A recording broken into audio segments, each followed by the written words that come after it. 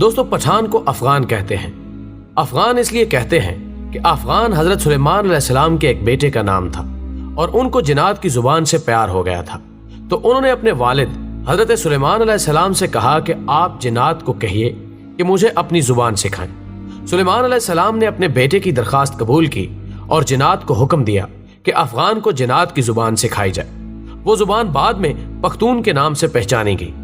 پٹھان کی اصلیت اور قومیت کے بارے میں جو دلائل ہیں وہ یہ کہ پٹھان حضرت ابراہیم علیہ السلام کی اولاد میں سے ہیں اور حضرت اسحاق علیہ السلام کی اولاد ہیں اور قومیت سے بنی اسرائیل ہیں۔ دوستو اب سوال یہ ہے کہ افغان قوم کو پٹھان کیوں کہا جاتا ہے؟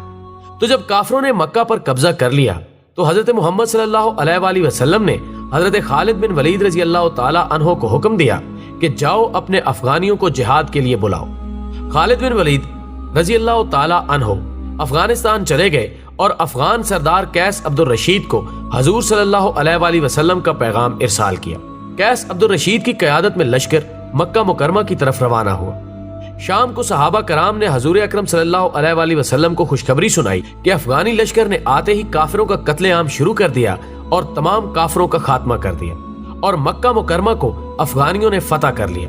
تو اسی لمحے حضور اکرم صلی اللہ علیہ وآلہ وسلم کی زبان پر یہ الفاظ آئے، بتان۔ خواتین و حضرات، بتان لفظ عربی زبان کا لفظ ہے، یعنی سخت ترین لکڑی جو سمندری جہازوں میں لگائی جاتی ہے، جسے سمندری پانی بھی کمزور نہیں کر سکتا۔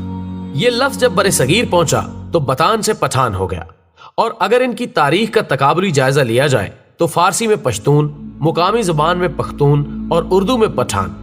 یہ قوم دنیا بھر میں پھیلی ہوئی ایک غیرت مند قوم کے طور پر گردانی جاتی ہے، جن میں افغانستان، پاکستان اور بھارت اول نمبر پر ہیں۔ دنیا میں پشتون اپنی وفا اور غیرت کے نام سے جانے جاتے ہیں۔ لفظ پشتون کا مطلب ہوتا ہے غیرت و وفا والا اور اپنی عزت اور دین پر مر مٹنے والا۔ پشتونوں نے قیام پاکستان میں بھی بھرپور حصہ لیا۔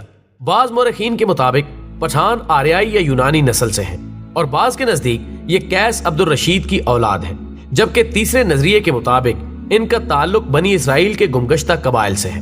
خود قیس عبد الرشید کی اولاد سمجھنے والوں کا نظریہ ہے کہ مکہ میں قیام کے دوران حضرت خالد بن ولید رضی اللہ تعالی عنہ نے اپنی صاحبزادی ان کے مورث اعلیٰ کے نکاح میں دے دی تھی، جنہیں وہ ہمراہ لے کر اپنے وطن واپس آیا اور پھر انہوں نے یہاں اپنی بقیہ زندگی اسلام کی ترویج و اشاعت میں صرف کر دی۔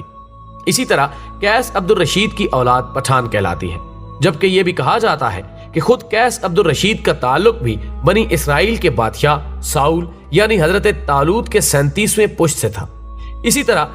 اس طرح آخری دونوں نظریات کی روشنی میں ان کا تعلق بنی اسرائیل سے ہی بنتا ہے۔